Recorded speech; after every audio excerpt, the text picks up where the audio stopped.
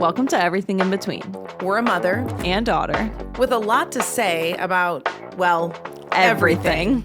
I'm Braelyn. And I'm Lynn. And this is your show for perspective, real talk, and feeling less alone in the chaos.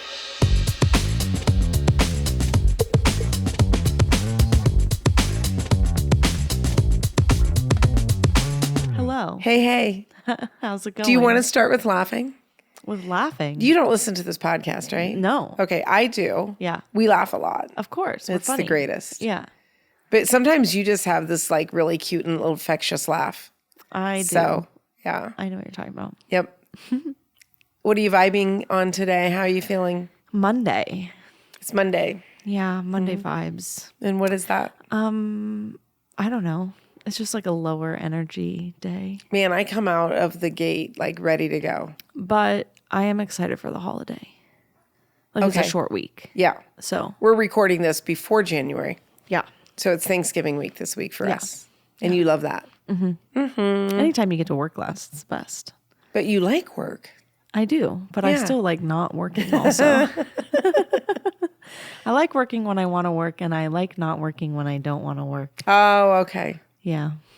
And winter's like my slow down season.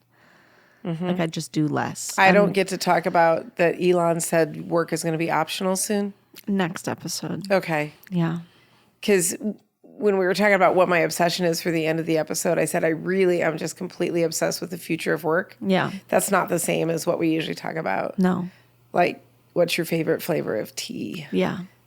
But I really want to talk about the future of work. Well, we'll talk about it. Okay. Yeah. It's coming up. Yeah. It's coming up. Today... Yeah.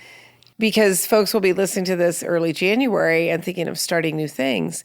I kind of wonder how many businesses get started in the beginning of the year, because people do that like joining a gym or something. Mm-hmm. But you had a great idea, I think, just from maybe the feedback that you got on why people start businesses, or how do you know when it's time? How you know when it's time to start a business. Yeah. So you are involved. How many would you say? How many businesses you technically are do I have my toes member in? Of? Yes. What do you consider? Thrive. Yes. Floor 2. Does that count? Ish. Yeah, we had to decide to start it though. My Notion yes. templates. Okay. My executive assistant stuff. Yes. Echelon. Right. 5. Wow. And what about you? Thrive Co-working. Mm-hmm.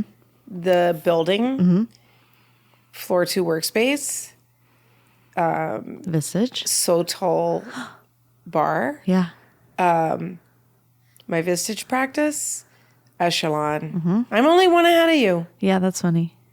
How's that possible? I don't know. Feels like more. Well, I'm going to be starting something called either the Human or the Whole Executive soon. Sure, you're going to have 7. Okay. The podcast. That's not a business. Kind of. No. It kind of is. It's not. Oh. Doesn't make revenue. Well, for people that do this for their job, yeah, it is a business. Well, totally. Yeah. But ours is not. So when we are famous one day... This will never be my full-time gig. Sorry. I want to go down on record as you say. Podcasting will never be my full-time job. Okay. I really Will it be yours? No. Well, I don't know what a full-time job means. Yeah. I'll never have a single full-time job again in my life. Quotes from Braelyn that are going down in history today. I just won't. You heard it here. Anyway. There's no way that'll ever happen. Welcome to the podcast. Just one thing. This is Everything in Between. Yeah. I'm Lynn. I'm Braelyn. Welcome. Today we're going to be talking about... How do you know when it's time to start a business? Mm-hmm. From people who have started... Maybe way too many businesses. I want to go back all the way to the first one for you. All right. Which was? Well, there was a nonprofit. Yeah. But I'm going to just hand that one off to your dad and say I came in and kind of helped run it. Yeah. But it wasn't really my thing. Mm-hmm. So that would be the ticketing company that we started when I was 40. I just had one of my members ask me today, when did you start your company? I said I was 40. People are always surprised. Yeah, because they think by the time you're 30 that you're old and you can't do anything. I don't know. That's like what people on TikTok think. They're like, oh, you're 30? So you are old. Think of the good years. I had the business from 40 and we sold it when I was about 57. Yeah. So that's 17 really good working years. When you're 30, you don't realize how long your life actually is and how much stuff you can do. 17. You can own a company and sell it in between 40 and 60. Yeah. I mean, that seems pretty realistic to me, but. Yeah, but I don't think we think that way. No. So what did you want to know about that one? How did you know when it was time to start? Like, how did you know? Like, how did you start Most of my business are kind of accidental. Yeah. But maybe not so much, but they just come to us. And you and I were talking about that a little bit. Yeah. So my husband had a nonprofit, and in that nonprofit, he was very entrepreneurial, and I was doing a lot of work with that. And we got involved in concert promotion and ended up just saying that we could do things for these promoters that would come into our area without really, and then we figured out later. Yeah. So that's us being an entrepreneur. Yes. So back to the very first episode of this podcast, if you give a mouse a cookie, is when you do stuff, things happen. Yeah, you don't fully understand. There's almost never a master plan. No. You can have one, but it's not going to go the way that you think it is. Correct. Yeah. So we weren't doing that so that we could later have a ticketing business. We were like, ooh, let's figure this out so we can learn the live event market. We just started doing things and saying yes to things. Because people said, I need you to do this. Yeah. Stuff came to us. Yeah. But it came to us because we were also open to it and took the steps. So I don't want it to be like we were just sitting around and someone said, hey, would you do group sales for this event for 7,000 people? It evolved. Yeah. Right. And so we decided to turn it into its own business once it really started to take in more income than it needed to, because it was functioning under a nonprofit. Yeah. And so I'm a big believer in business plans, as you know. Yeah. I've never made one. I know, but people like to just get an idea that's exciting, and then You have to make you sure know what it's the first viable. thing everybody does? Is get an LLC, They go get an LLC, which is ridiculous and because you don't then even need one. They buy the URL for their Yes. website that they don't need because they don't know if they're going Or to make make the money social yet. platform. They make their social platforms, and then they start making logos. Yes. They still have no idea if there's a revenue model there. True. Or what their core values are, or why is there a need or a niche for this business? Yeah. That's so funny. I know. Well, that's all a everybody business plan does. she do. Yeah. So I literally sent your dad to the library and said, go make a business plan and see if there's something there in the ticketing. And so he spent a week and he came back and I looked at the numbers and I was like, oh, this could work.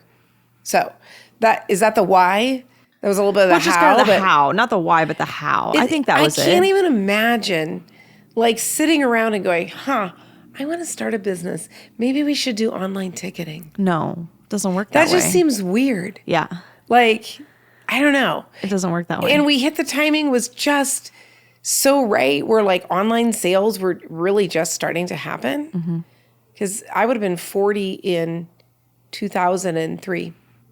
So, you know, like reserve seating was a big deal in online ticketing. Ticketmaster didn't have it for years after we did. So we came in at like this right time. Yeah. So there's always that piece of it. But I feel like there's like these little antenna that entrepreneurs must have where you're just receptive to what's going on. Maybe. I don't know. Do you know anybody who's actually sat down and said, I want to start a business, so I'm going to make up an idea?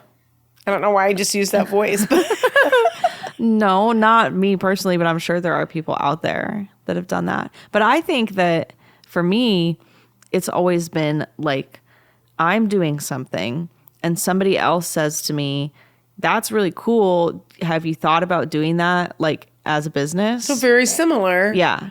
Very similar. And you're like, oh. So the need comes first. The need comes first. And it's either you seeing that somewhere like, oh, I'm solving a problem. Maybe I'm not the only one with this problem. Or literally for me, it's always somebody else telling me, oh, you should probably do that. Well, Like seeing what I'm doing just on my own and being like, why are you not doing this as a business? in my opinion, there has to be a why for every business. Yeah. And if your why is because I don't want to work for company X anymore, so therefore I'm going to go do my own thing. I mean, I think you can put it out there that you want to do your own thing because you don't want to work corporate. Sure. But maybe you don't know what that thing is yet. And you just got to try a bunch of stuff and start doing stuff till you hit the nail on the head. It could be. And people, you do have really good options to buy a business in today's market. I did read somewhere that like there is a ton of boomer owned businesses that are, you can literally buy one for like 40 grand. A little like local business, you can just take it over. Yeah, if you really want to do that. And if you want to do like, you can buy into a franchise. You can get loans for buying these businesses. It's really true.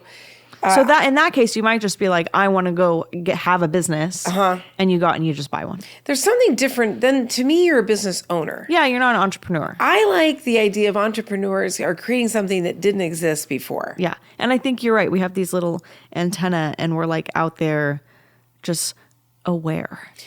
Do people ever ask you this? Is that where did you come up with this topic? Like why you wanted to think about this? I just think it's unique because I was thinking about all of the businesses that I've started and all of the businesses that you've started and how they're all like weirdly, like you didn't set out to do that. It was just like somebody came to you and was like, hey, I have a need and I think you might be the person to solve it. And then you're like, I think I could be the person to solve that. And that sounds fun. And maybe I should do that. Like with the Notion templates, I was just making them for myself. Right. I was sharing them with my friends. My friends were like, I think that you should sell these. And I was like, I never really thought about that. And I think other people don't necessarily, if you don't have the entrepreneurial antenna, so to speak, you don't necessarily even see those opportunities. Or people might tell you and you're like, no, that could never work. I don't really think that would, I feel like you have like a block of some type. Because people have asked me before with the Thrive Co-working for Women, they were like, why did you want to do that? And I just remember that I saw something someone else was doing in a different area. And co-working for women was something I never even had. I don't know that I would have come up with the idea. I didn't make it up. And I was working at a co-working space. True. And didn't think of, this would be so cool if it was just women. Right. And so I had that emphasis. I don't even think I came to you and was like, well, let's do a co-working space. Like I wouldn't have ever thought about doing that. The voices that we both have done. I just that would have never crossed my mind. It was you that came to me that said, what if we do this? And I saw a co-working space in New York. It was not the Wing. It was way before that. It was a little tiny co-working space for women. And it was the first time I had even heard of that. And co-working was just getting started. Yeah. When I worked at co-working in college, people were like, what is that? Right. Like we have the OG here in Arizona, one of the OGs with Jenny Poon and Cahoots. Yes. And like she, to me, was like, the queen the pioneer of co-working, especially in our area, but she's known nationwide. So we had that here in Arizona. And then I always had, I did a lot of talks and things on women in business and really helping women elevate and get to their highest level. See the mic's I just heavy. switch hands. Okay, whatever. Yeah. Thanks for the stand. And then I read, so this is part of it. When you're an entrepreneur and you've got your antennas up, then when you read stuff, it becomes interesting and actionable. So I was reading about this co-working space for women in New York City, and I was like, holy shit, that's amazing. And I read about it, I dig into it, I'm looking at the pictures, and I'm like, what if women had like their own space to go so that if they're developing their business, they're not sitting at home and they're around other women who are entrepreneurs and it really was before telecommuting. It was mostly women business owners at that point because it was a while ago. And I just, it ignited something in me and then I couldn't stop thinking about it. You know that feeling? Yes. Yeah. So the antenna was on. Somebody else might have read the article and been, oh, that's cool. And then they go on. I read the article, and if it's something that resonates with me, I can't stop thinking about it. Yeah. And at that point, we had this building planned to be a 2-story building. In the front of the 3rd story was going to be the bar, and the back was going to be all the air conditioning units. And we already had plans like pretty far along. And I take the crazy idea to my architect, and I said, what if we just like dropped a little building on top of the third floor and then we put the air conditioning on top of that? He's like, why do you want to do that? I don't know. I got this idea for our co-working and we're out of space. So he drew it and it was super cool.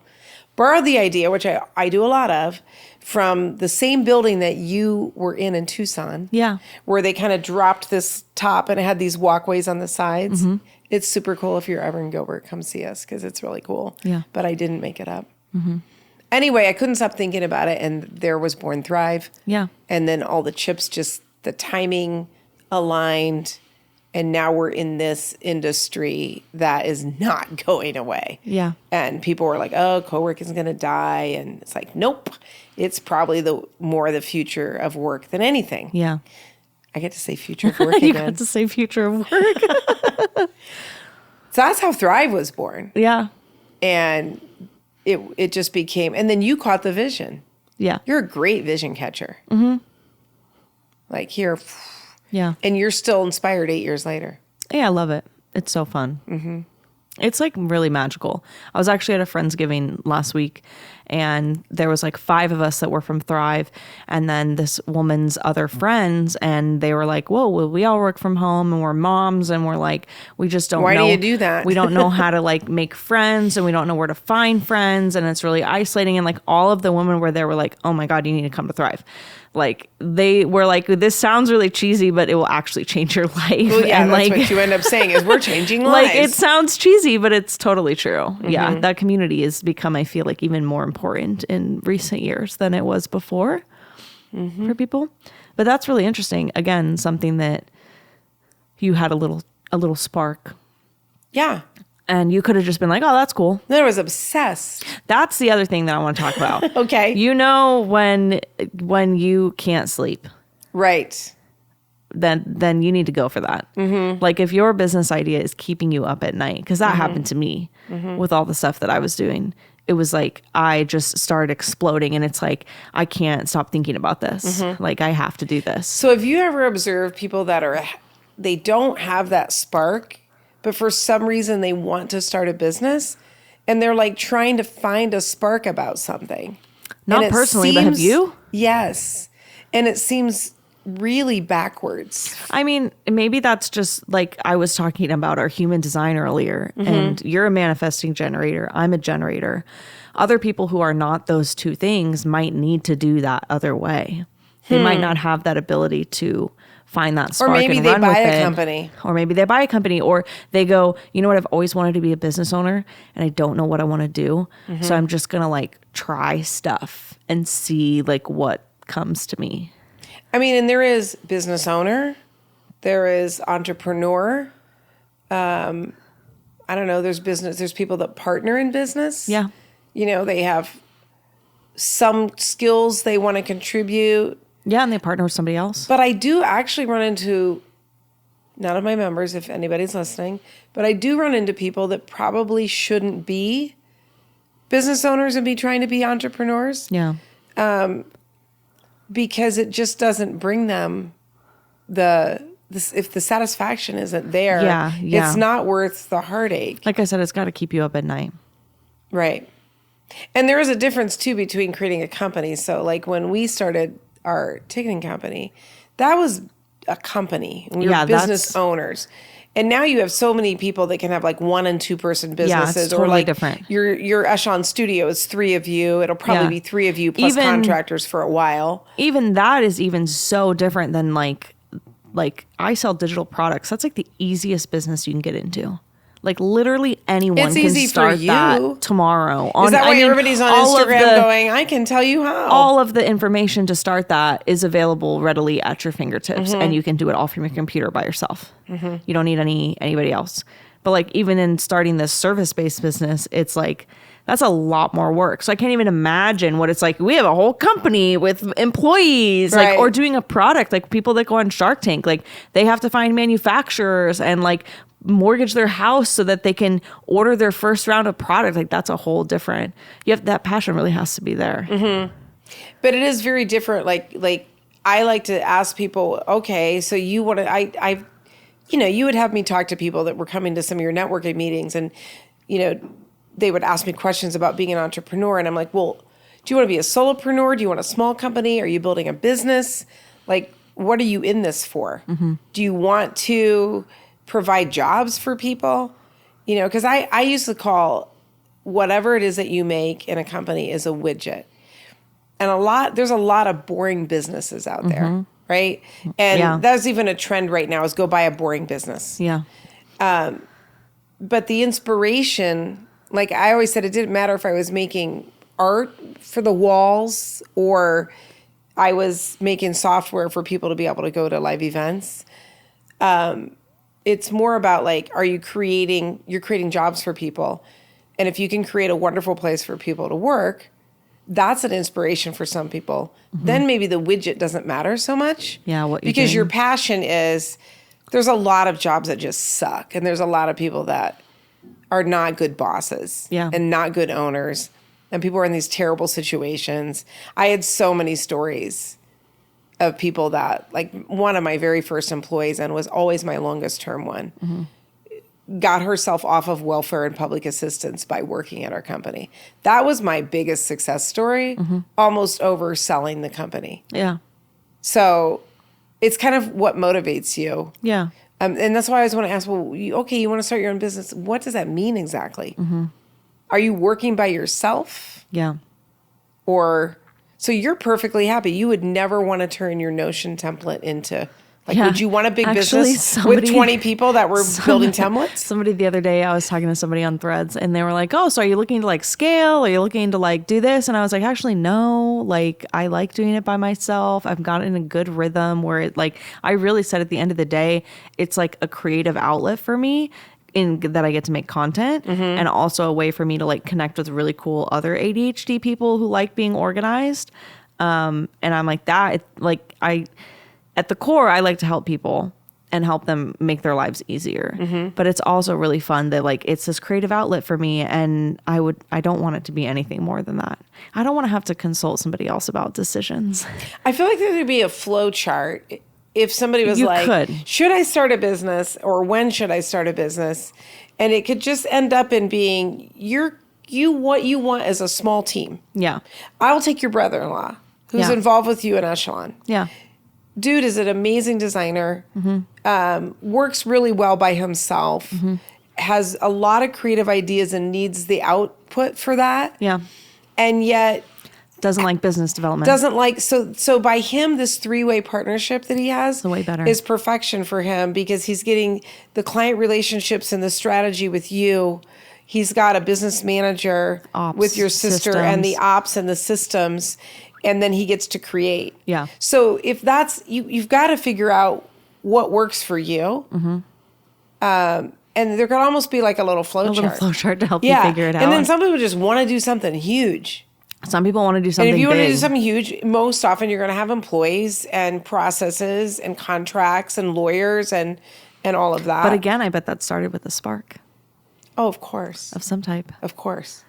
I have members right now who have their core company and it's starting to run well and they're bored. Yeah. Because they're entrepreneurs.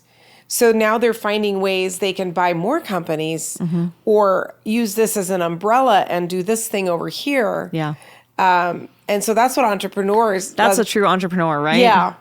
The operators are like, no, I'm good. Yeah. I'm good. I've got my thing. It's chugging along. And, I'm going to exit at XYZ point or something like that. Yeah. But what do you like about working by yourself? It's so fascinating to me because I never thought that I would be somebody who would enjoy that. And I don't work alone. Like am in a facility with other people. I work in a co-working space. Right. So, and even when I'm at home, my husband and I share an office. So a lot of times he's physically in there too. But I think it's just that like I have crazy ideas late at night and it's like 1 a.m. and I'm like on my phone just like word vomiting everything that I thought of because something happened. And then I can just go implement it. I don't have to consult anybody else. I can do all of the content. I can control every single. You don't need to talk about it though? No, because it's like, well, I do. I'll talk about it to my husband, even though he like doesn't. He's like, great, cool, like awesome, which is good though because I was talking to Whitney and her and Lucas will like give each other feedback on their businesses, like not criticism, but they're like, oh, well, I think you should do this. And I'm like, that would drive me crazy. So it's actually good that he's just like, oh, that sounds wonderful. Like, you're doing great. Like, he never has any constructive criticism. That works well which for you. works well for me because I'm like, I don't want constructive criticism. I don't want you to put things into my head that I think this is a great idea and suddenly I'm second guessing myself. If you don't want the input and you don't want people second guessing. And again, goes back to like human design. I have a sacral authority, so do you, which means we make gut decisions. So if we get somebody in our ear that's yapping about something, we might start second guessing our gut. Right. Which is not good. Okay. I got to trust my gut. Nobody else has my gut. So I like that it gives me an outlet to be like, no, I am the only one that knows what's going on in this and I make all the decisions. And that may be different than you don't necessarily want to physically work alone all day long. No, I don't want to be like like isolated. That's a different thing. Yes. Right? Some people are like, let me go to my cave. Right. Let me do my work of genius for 8 hours and then I'll come out and, those people might not want to run a business. They might not want to do all the other bits and pieces. And then some people like the partnership. So I would say your brother-in-law is a great example. Well suited for a partnership because like super strong, gifted, has the entrepreneurial desire, knows that like the way you really build a secure future, one of the best ways is to have a business. Yeah. And to buy your freedom as well. And yet really needs those other pieces with partners. I'm like that because I tried a bunch of times throughout the last year to do a service-based business. And I hated it, having to handle all of the bits and pieces. So now the three of us doing this service-based business, Winnie's doing all the stuff that I don't want to do. Right. And jumping all Lucas over is doing that. stuff that I wouldn't have even offered. So like that's fine. Like he's just another me. I'm doing the stuff that I want to do where I get to focus on the parts that I like. So I'm the same with Lucas in that sense. But it's only because it's not products. Digital products is so easy. Yeah, it's just, you have a website, you make some content, you make sales. That's pretty much it. I don't need anybody else to get their fingers in there. But with service-based, it's like, that's a lot. You have sales, you have client, you have like all this yuck stuff that with other people is way easier. I would not, I tried a bunch to do that on my own and I was like, I hate this. And you have a little bit more capacity, maybe. You could get different revenues if you have oh, totally. Yeah, it can More scale people. a little more. Yeah. With more people. But yeah, that's another great example. But you've got to get the right partners. And what I find 100%. so often is people get into this and they're like, they pick the wrong partner. Either they both do the same thing. Yeah. I would say one of the top things I coach on with business owners is they're in the wrong partnerships. And then they have to deal with butting heads and stuff. It can be. I have one who he's just super entrepreneur and his partner is completely happy the way things are. So this guy's going to have to actually do a spin-off and keep this rolling and go over here and buy more businesses to like bolt on. Yeah. So I would say before you go into if you are following your flow map and you're like, okay, there are skills I'm missing, right? Like if you're going to run any business, you have to have some desire, aptitude to at least understand how the financial part works, know who you need to hire to help you with those pieces, like you do in your solo business, right? Like you knew you needed the financial help with the bookkeeping at some point, right? Of course, you gotta have a bookkeeper. And so figure that out. But then if it's a big chunk of delivering the work that you don't want to do, then you're looking at a partnership. But finding the right person, you need to be yin and yang. And if you're both the same, one of you is not necessary.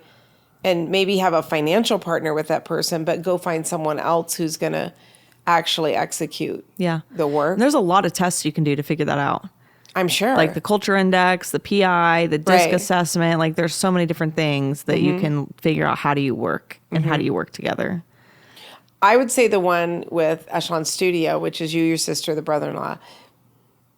I guess I have a tiny part. Yeah, you're in it too. But that idea came to me, and then I was going to say, we need to talk about that because she came to us and was like, you guys need to start a business. I mapped it all out. Here's a presentation.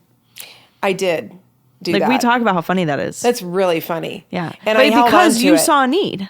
Well, I saw the need, but I would even go back a couple years prior to looking at the three of you and thinking, there's just something there with the unique skill sets, and you're all incredibly talented. I am the mom of two of you, so of course I'm going to say that. But I just could see something before it even came into play. And then when I saw the need, it was like, booyah. Yeah. Bingo. Yes. Because I feel like I had already had that structure. So timing is sometimes, if I come to you guys 2 years ago, it wouldn't have happened. No. And I did hold it in for like a couple months because I thought, I let myself decide that maybe it wasn't the right time for you guys. And I was so surprised when you were like, nope, this is good. Yeah. So, timing, how do you know? How do you know when it's not time to start? I've just done stuff that, you know what I mean? I don't know if there's a way to know. It just feels right. But again, that's a gut thing that we have. Not everybody has that. I'm just trusting my gut on when it feels good and when it feels right. Okay. I mean, there's definitely... And sometimes you try stuff and it doesn't work. There's a lot of that. Sure. I've tried a lot of stuff in the last 2 years that like... You have? Yeah. But like really low risk. Oh, yeah, of course. Like your time, not you dumped a bunch of money into an ice cream franchise that you decided you hated it. All my time. I just try stuff for free. And I'm like, if I'm going to start a business doing this, let me just try doing it for free first and see how I like it. And then you're like, ugh, no, I don't like that. And, you try it for a few months and it just doesn't work out. I mean, I don't know if that's based on timing. I think that it's just important to like always go for it. I don't know. My decision making is just so much based on my gut. So I don't even know what to say to people because I'm like, just trust your gut. But not everybody is wired like that. Like you just know when it's a good time. Okay, but if one of those ideas required you to put in $20,000 and you got to go get that money, pull it out of wherever, would you have still just gone with your gut on the $20K? If it felt right, yeah. I mean, that's the only thing I know how to do. Okay. That's the only thing I know how. Yeah. Yeah. I mean, I think there's a reason why I haven't done that. Because I don't know. Sometimes I've thought about like, I get an idea for a product that like would be a cool little invention. And I've never done those because who knows? Maybe at the end of the day, it doesn't feel right. But that's also a way bigger process. See, this is why I still say if I can talk someone out, if people come to me with business ideas and should I do this, I still say if I can talk you out of it, I don't think you should do it because could I have talked you out of your Notion templates? I don't think so. Right. And I don't think my architect could have talked me out of doing the co-working. No. So like that's just a litmus test for how strong your idea is and how much passion do you have around it. Because I think there are people that they think they want to start, but they're leaving something, like they want to leave behind a corporate job or something that they're not happy with, and then they're jumping into this. And you have to have the backing for that and the ability to be able to do it. So maybe sometimes the timing is off. But I'm a little bit like you. It's gut and inspiration. Well, I think like when you're truly an entrepreneur and you get an idea, like even if you are like raising kids and working full time, like you and dad, like you find a way to make it work. There's no, oh, we're not going to do this. There's just, we're going to do this. We're not going to quit our jobs. We're going to make it work while we have our jobs until it's sustainable enough that we can quit them. I think a lot of people do that. They're like, oh, I'm going to start my business, so I quit my job. Yeah. And it's like, no, you probably should keep your job for a while until you start making some money or, you got funding, whatever. You figure something out. That's so true because if I'm trying to sign you up as my client and I have to pay my mortgage based on you signing, that is not a great way to decide if I should bring you on as a client. No, because then you're kind of, you like have to take people on even if they might not be the right fit. And people can feel your desperation. Which again, that might be something that's somebody's way of figuring it out. Could be. But that's not the most sustainable way maybe. So I keep seeing these things on Instagram where people are like, I wrote a PDF about how to get your kids ready for school. And I did X, Y, and Z, and I made, $10,000 this month selling my downloadable PDF. So I don't know that that's the same type of thing as saying, did that person have a passion? Maybe she had a passion about how to get kids ready for school. I mean, it might not have been a passion, but it might have been something where she did that and her friends were like, this is really helpful. And then you go, if it's helping the people in my circle, maybe it can help other people. That's why I think you either have to have a passion or you're like, I'm solving a problem. Like I solved a problem for myself. Right. Then you can monetize that. 1,000%. That's actually the best way to monetize a digital product. You're not solving a problem with a business. It really doesn't have a reason to exist. And so many people try to sell digital products that it's just like a thing that they made. And it's like, but you're not Nobody solving wants a problem. the thing. Yeah. If you solve your own problem, I guarantee that other people out there have that same problem. Right. And are looking for a solution, actively searching for it. Did you use the thing? Yeah. You have to. People make Notion templates and they don't use them. Oh. And I'm like, that defeats the whole purpose. You literally cannot stop talking about Notion. Yeah. But then every time I'm sitting with a CEO or I'm in a group meeting and people are talking about, I need a personal brand and I need to get myself on TikTok but I don't know how to do it. I'm like, Yeah. You want to talk about it? I want to be like, I have your solution. I fixed that. Yeah. Just for you. Yeah. Just for you. Just for you. I fixed it. It needs to solve a problem. And which, like you said, can be like, I want to get people jobs. Sure. That is solving a problem. Yeah. To some degree. Right? When we started ticketing, we were solving a problem for our people came to you and said, who were saying, I need help doing I have this issue. Right. And I don't know how to fix it. Yeah, for sure. Yeah, that's really all a business is. But I just would love for people to run it through a funnel first and figure out where they're going just a little bit. Like I even asked you guys when I brought Echelon to you, and I was like, where do you want to scale this to? Do you want to keep this small and use a bunch of contractors? Like I gave you some numbers, said how big you could get here. Is that attractive, or do you guys want to be here? Really think about the complexity of what you want to do. Yeah. And how you like to work, and do you like teams, and do you want a partnership, or do you like the solo thought? Like there's a lot of questions to ask before you go buy the domain. Yeah, please. And then, man, our cardinal rule, especially if you're solopreneuring and you're gonna start selling something, please get a separate bank account before you do anything else. Oh yeah. Yeah. You don't even have to hire a bookkeeper. Please. That's how you know you have a business. Yeah. If you're funneling money into your personal account directly from clients, no bueno. Not only is that illegal, but you are also not really running a business. Yeah. So that's my mom business tip at the moment. But I think it'd be so good if people kind of looked at the why and what are our values and why do I want to do this? What am I about? And if it is to pay the bills, there might be something deeper than that. Yeah. Can you build a good future? It's the best way. Yeah. And honestly, there are tools that make it so many more people can be entrepreneurs and business owners than ever before. There's this guy, Justin Welsh, that talks about like if you're a highly skilled employee, your boss is like making 10 times the amount of money off of you that you could be making if you were running it yourself. Oh, yeah. So it's like your sister is a therapist. She makes X number of dollars an hour. She can at least make 4 times that. Yeah. By being on her own. Being on her own. Sure. Yeah. So if you're providing a service like that. It's true, but you just can look at it like... But not everybody wants to do that. Not everybody does. And then maybe you're just getting started. Attainable these days.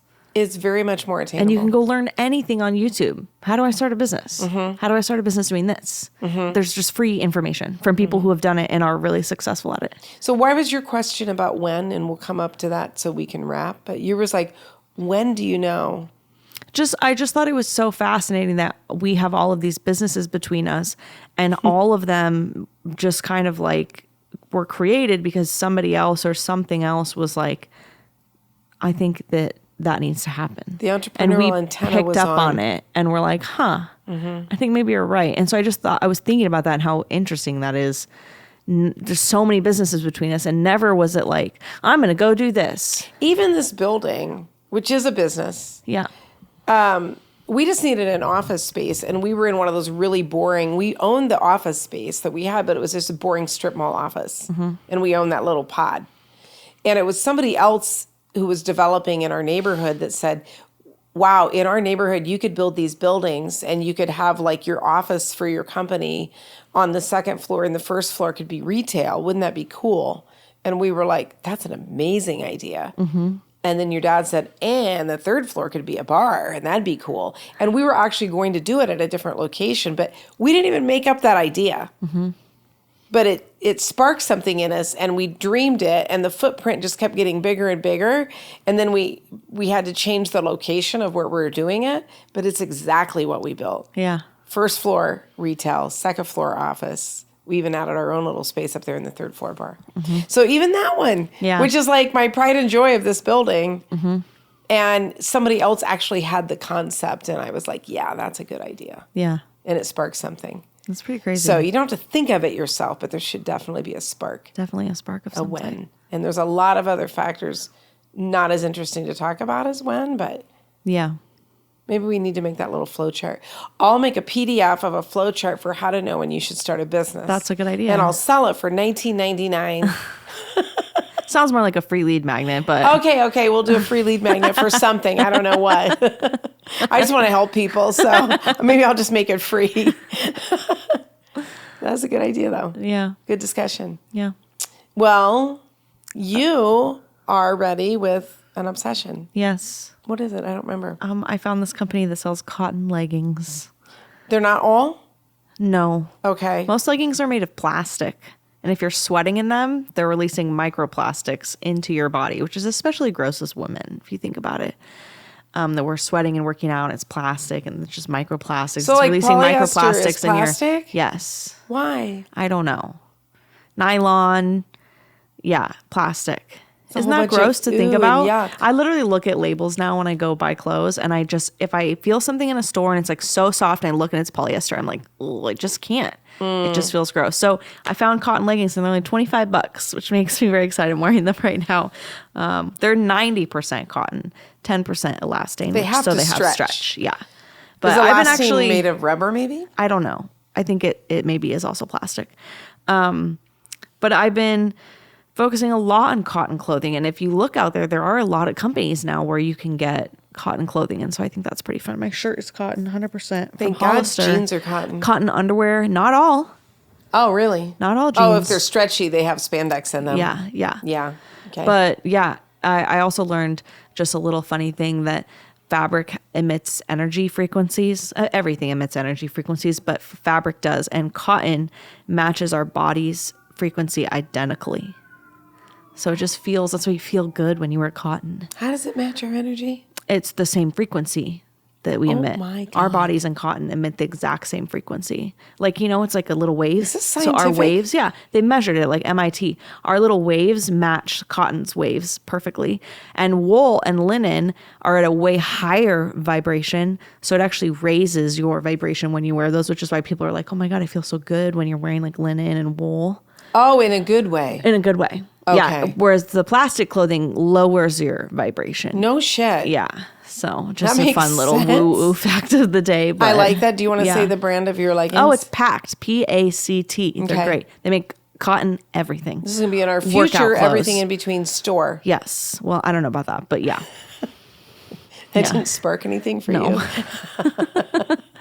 Oh, that's great. What about you? Well, my obsession is actually something that I would like to hear from listeners on. So I'm pretty scheduled throughout my day. I really live on schedules and calendaring and all of that. It makes me feel good. Mm-hmm. And then when I get to the end of the day, dinner's No schedule, over. no calendaring. Exactly. So I'm going to go with the 8 to 10 o'clock block because I try to get into bed somewhere 10:30. So I'm done with dinner. It's all done. I've exercised. Everything's done. 8 to 10. And I don't know what to do. Mm-hmm. I don't love a lot of TV. Sometimes I'm tired. So I was realizing that the start of this issue is I have different moods that need different things. Mm-hmm. So sometimes I'm like, I just need to get out there and do heat therapy in my sauna or my hot tub. You would think that would draw you every night, but there's sometimes it's like, I don't feel like getting undressed and doing that. And that seems like a whole shebang. And other nights that feels very inviting and wonderful. I think I probably need to watch TV sometimes. Yeah. Because I just get bored. Yeah. And then but I can end up scrolling on Instagram. I can end up playing my New York Times games that I didn't get to. I told her. If I read, I fall asleep, so that doesn't really work well. I told her, by the way, that she needs a millennial couch hobby, which is like, knitting, crocheting. No. Little games like Sudoku or With a word pencil? search or like a Switch and you're playing video games. Yeah. I need something different than all of those things. I know, yeah. So please give me any suggestions that you have for... You need like a little hobby that you can spend your time on. I mean... Like maybe you get into baking. Like there's so many things that you could do. When I'm tired, I don't want to bake. I mean, know yeah. how to bake. Yeah. I like to bake when I have high Honestly, when you're energy. tired, you just need to watch TV. That's what everybody else in the whole world is doing. Then my brain feels dead and bored. Well, you can't have both. You can't have relaxing and stimulating. All right, so I'm going to work on this. Yeah. But once this episode airs, we're going to see if we can get some help for the non-millennial. Yeah. What Who do is the millennials can tell you what their parents are doing. Multiple levels of tired I / guarantee they're watching unstimulated. TV. They're watching TV. Yeah, Yeah. it's not working. TV's for me. great. You're just It show can be. poor. Okay. Yeah. You needed a good show. What do we do? Yeah. It's the evening tireds. She's Which I do laughing not at me have. and also judging me. I don't have that. I call you a lot. I have in a between that time thousand frame. things I could be doing Yeah. in with my hands or on a video game or something. Yeah. Maybe Well, you need there's an a iPad. fatigue level though. you have an iPad, huh? That's in there. Yeah. Yeah. So it's like sometimes emotional, sometimes physical. So I'm I have telling all you. different energy levels. She's just gonna watch TV. I think my that's your God. problem. That's going to be the answer. Yes. I want something better. Yeah. So Well, good luck. anyway, thanks. Thanks, for everyone. Input. Yeah. Thanks for joining us today. I'm Lynn. I'm Braelyn. This is Everything in Between.